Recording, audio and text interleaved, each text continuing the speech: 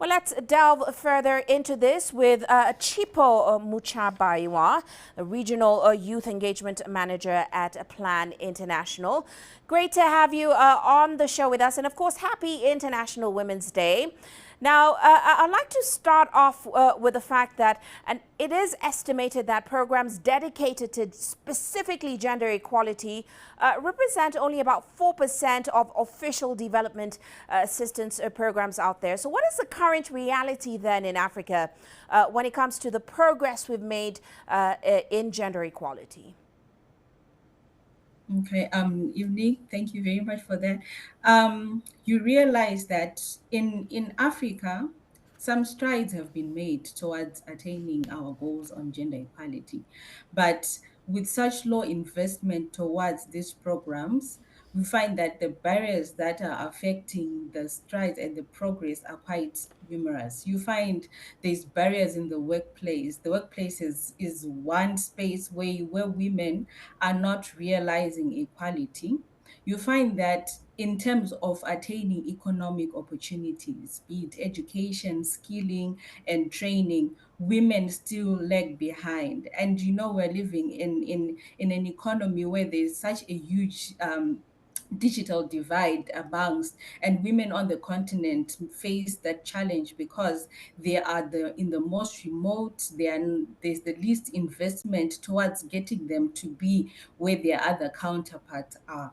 So these unequal opportunities really mean that gender equality faces a challenge. In addition to that, context specific cultural norms and practices, discriminatory laws, and some of the policies that do not take account and that are not gender sensitive means that women still, there is space and there is room for us to improve and to work more towards gender equality and to have more women representing.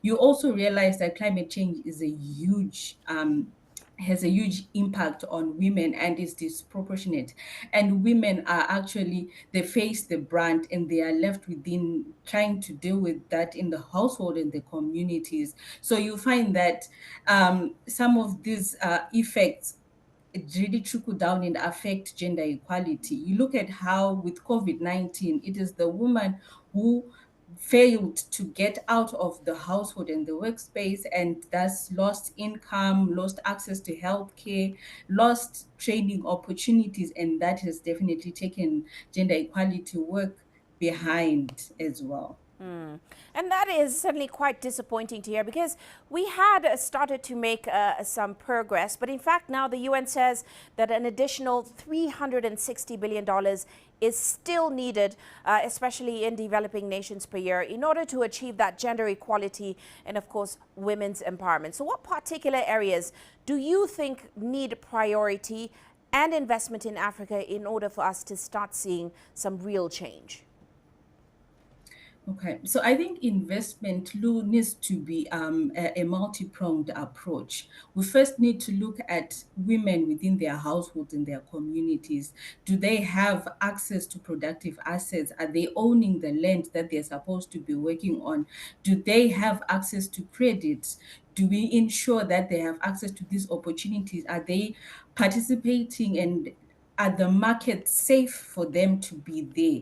We also need to look at issues around GBV, and this remains prevalent. And with GBV, you realize that the effect is women are no longer in a state and they are not free to participate in public spaces like markets, like political spaces, as well as to have women leadership representatives in different spaces because of GBV, so which is gender-based violence. We also need to look at how can we upgrade the skilling, the training of women, and how can we invest in the education. Vocational training is critical in that it gives women skills to be able to fend for themselves and their families, and it does have a multiplier effect because that household will now be secure.